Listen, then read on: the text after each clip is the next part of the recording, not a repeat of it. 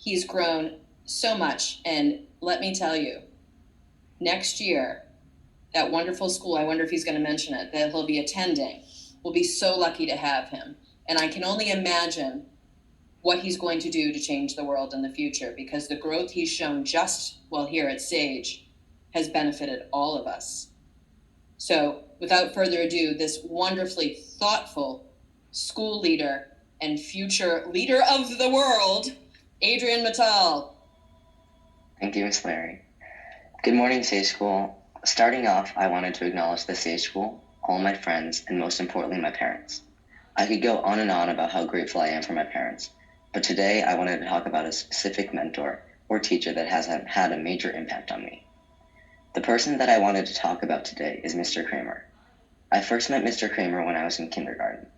At that time, I had started taking an interest in mathematics, so my parents decided to send me to an interesting extracurricular program named Mathletes Nation. This program happened to be run by a charismatic teacher named Mr. Kramer. The first time I attended, I found that his lessons were quite unique and engaging. I even clearly remember the topic of the very first class I had with him. The topic was the coordinate plane.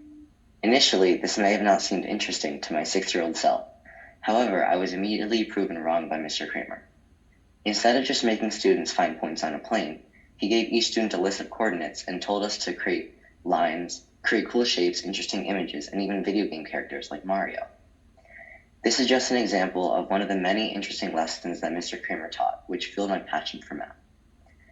After a couple of years, I had grown closer to him, and he suggested that I go to the school where he taught, which happened to be the Sage School. When I came to the Sage School, I had the opportunity to learn with him every day. When I sat in his classroom, I felt eager to discover what he was going to teach, and also curious about how he was going to make a seemingly complicated topic into a fun, hands-on activity. When I was in 3rd grade, my class was learning about geometric 3D shapes, and the assignment was to use paper to form shapes such as a cube or triangular prism. Many of my classmates, including myself, were very intrigued and decided to go above and beyond by making larger and more complicated structures. To our surprise, this actually led Mr. Kramer to change the plan for the whole class, and together we created a massive cube made out of paper, which was actually presented on top of the library wall for the whole school to see over the next few years. This showed that he was always willing to consider students' suggestions while teaching, and that learning can be a collaborative endeavor.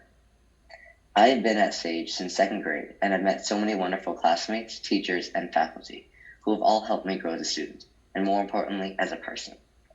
If not for Mr. Kramer, I may not have had the opportunity to meet all these wonderful people. While Mr. Kramer has taught me many useful things, the one thing that will stick with me the most is that the first step to effective learning is to learn how to enjoy it. Only then would I get the most out of my studies. Thank you.